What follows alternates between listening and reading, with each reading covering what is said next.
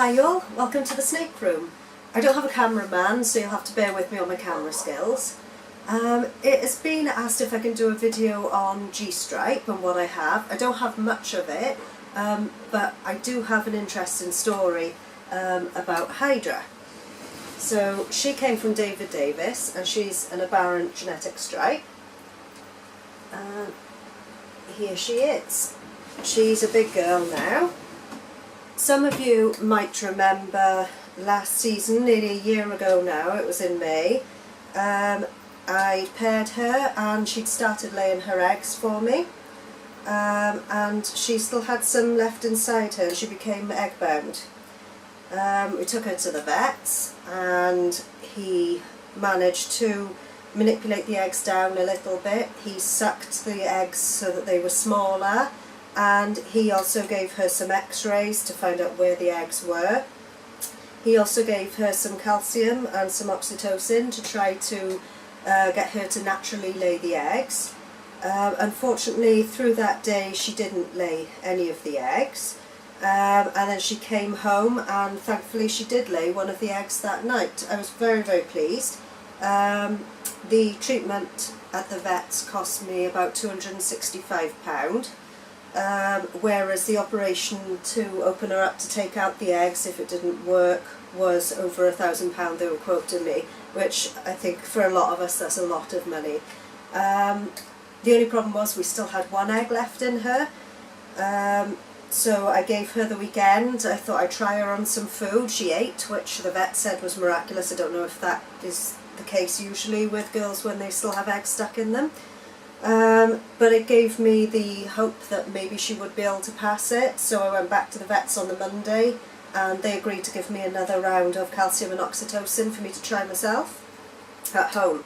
So we did that. She wasn't too impressed with me at all, but I'm so grateful I did. I woke up in the morning, checked her, no egg, went to work, was kind of gutted thinking, well, this is it, we're looking at the operation, or well, I didn't know where we were at that point, to be honest. I was absolutely gutted. When I come home from work and she'd laid the final egg, I weighed the egg. Now bearing in mind the vet had sucked a lot of the fluid out of it, so it was a lot smaller. The egg was still 70 grams when it came out. Obviously not viable, but that's fine. But she was fine, and as you can see now we're looking at close to a year later and she's in good condition still. We're giving her definitely the year off breeding and we'll see how we feel about her next year. Luckily the eggs weren't fused inside her. It just seemed that they were extremely large and funny shaped eggs, so I'm hoping that she'll be okay for another season once she's sufficiently rested. But she is absolutely gorgeous. She did give me 4 eggs before she got bound, which I put in the incubator.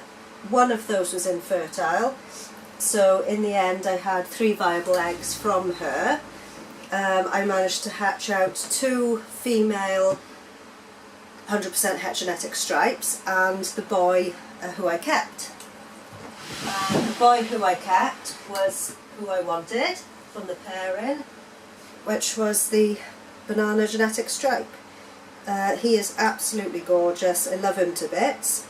The cameras never quite pick up on his colour, but I'll try and grab the camera now so you can have a really good view of him. He was exactly what I wanted from the pairing, and I'm really grateful to have had him, especially after all the trouble we had with poor Mum. So I'm going to give you a bit of a closer look at these two now. I'm going to put them together, not for long, I don't want them breeding. Go.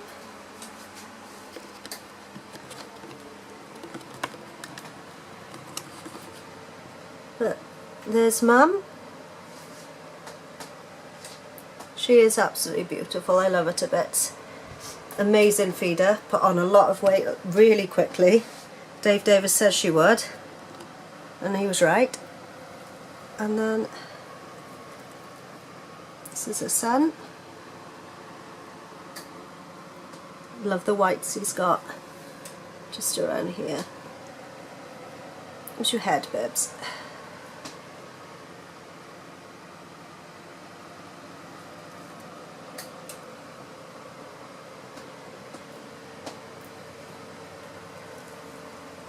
there's mother and son together.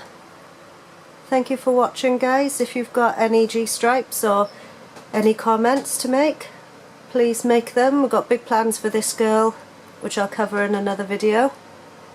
Thank you for watching.